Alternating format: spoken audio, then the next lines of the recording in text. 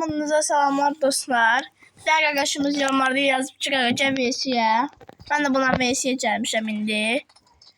Yani demem odur ki dostum, ben Livik Eren görev eləyirəm. Bovzat görev eləyirəm də. Hile zat deyirəm adamlara Livik. Livik Eren o map ilə win azad. Elə görevlər eləyirəm də.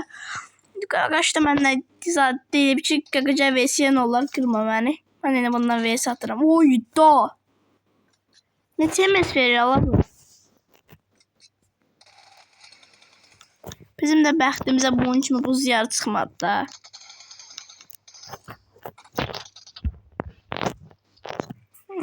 Boy. Telefon dondu ya. Dotatifde çimudar. Ne? Kanka ben bununla mutlaştım, buna da ölmedi dayda. Oy da bottu ya. Kanka hesabı yaxşıdı ama bottu. Necə ölmədi ya?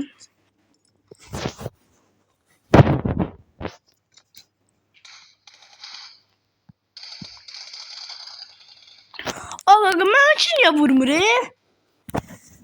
Maskasına sana bak oynayamır bot. Sen hesabı bende olsaydı anasını ağlatmıştım ya bunun. Kanka neter? Ay özüm bıraktım ki ben değer ya. Oy da.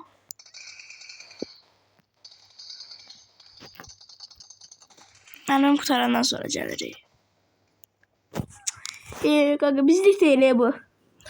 Sen öyle PUBG haksızlık ediyorsun da planşette oynuyorum.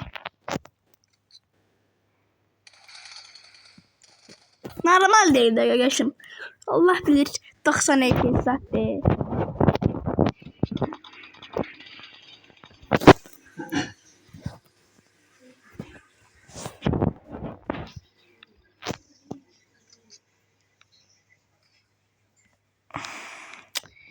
Çıktı da. Bu VS atmıram.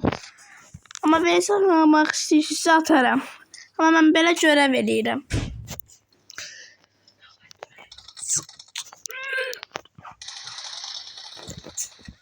Haydi, bu da benim için Bu da benim için uzandı da.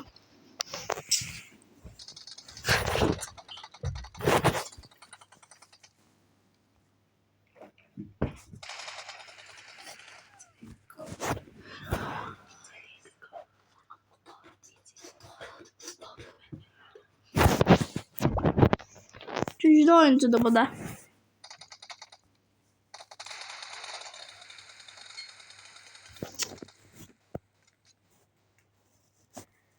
Ölmedi kardeşim.